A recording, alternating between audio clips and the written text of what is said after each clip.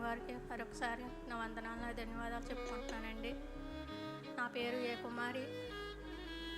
నేను చెప్పుకోవాల్సింది అయితే చాలా అదే ఉంది, ఎంతో ఉంది.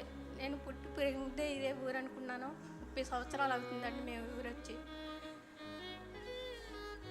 అయ్యగారు అమ్మగారు అందరూ కూడా, ముందు అమ్మగారు కూడా ఎంతో ప్రేమించేవాళ్ళు. ఇక్కడ చాలామంది నేను తెలుసు, నాకు తెలుసు వాళ్ళే. కానీ దేవుడు నాకు చాలా మేలు చేశాడు, అయ్యగారిని పెట్టి అమ్మగారిని పెట్టి. వాళ్ళందరికీ మరొకసారి నేను ధన్యవాదాలు చెప్పుకుంటున్నాను. కూడి వచ్చిన సంఘం బిడ్డలందరికీ కూడా, చిన్నవాళ్ళకి పెద్దవాళ్ళకి నా ధన్యవాదాలు. నేను చెప్పవలసింది ఏమీ కాదు. నాకు అన్నీ ఇచ్చాడు, ఉండడానికి ఇల్లు ఇచ్చాడు, బిడ్డలు ఇచ్చాడు. బిడ్డలకు మంచి భవిష్యత్తు ఇవ్వమని నేను ఎంతో వేడుకుంటున్నాను. టీచర్ గారి చేతుల మీద నా బిడ్డలు చదువుకున్నారు. అయ్యగారి చేతుల మీద 6 సంవత్సరాలు ఇందులో చదువుకొని, హై స్కూల్లోనూ కూడా అయ్యగారి చేతుల మీద సీట్ ఇచ్చి రప్పించారు, చదివించారు. అంతా బాగా ఉంది. నా కొడుకు మంచి పని కూడా ఇచ్చాడు దేవుడు. దాన్ని పెట్టి నేను వందనాలు చెప్పుకుంటున్నాను. కానీ ఎలాంటి మంచి పని ఇచ్చాడో ఆ మంచి పనికి తగ్గట్టు కూడా చెడిపోయి అచ్చనం కూడా ఇచ్చాడు. నా బిడ్డల గురించి నా బాధ అంతా. నాకు ఏ లోటు లేదు, బట్టకి తిండికి కూడా. ప్రతి ఒక్కరోజు ఏడ్చిన రోజే, కానీ నేను రోజు లేదు ఆ బిడ్డ గురించి. ఆ బిడ్డను మార్చమని మీ అందరికీ ప్రార్థించు.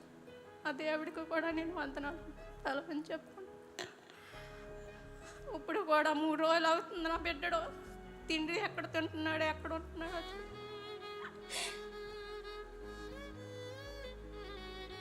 ఆడడాన్ని నా కళ్ళు కూడా కనిపించట్లేదు. ఎక్కడికి పనికి కూడా వెళ్ళే పరిస్థితిలో లేను. నా బిడ్డను మార్చమని అందరి గురించి ప్రార్థన చేయమని అందరినీ నేను వందనం చెప్పుకుని ప్రార్థించుకుంటున్నాను. ఆ దేవుడికి కూడా నా ధన్యవాదాలు. ఎంతో కోటలు దండం పెట్టుకొని వేర్తించుకొని పొగలు రాత్రులు మారపెట్టుకుంటున్నాను. కానీ నా బిడ్డడు మారడం లేదు. ఎందుకో నాకైతే తెలియలేదు నేను ఏ తప్పు చేశానో. నాకు తెలిసి ఉండైతే నేను ఏ తప్పులు ఎవరికి నయం చేయలేదు. కష్టపడి పెంచాను, బిడ్డలు పెద్దవాళ్ళు చేశాను. దేవుడు అన్నీ ఇచ్చాడు. చిన్న వయసులోనే పెళ్ళి కూడా అయిపోయింది. ఒక బాబు, ఆ బాబుని కూడా సరిగ్గా చూసుకోడు, భార్య అని చూసుకోడు. నా బిడ్డడికి మార్పు రమ్మని మరొకసారి అందరూ ప్రార్థన చేయమని వేడుకుంటున్నాను.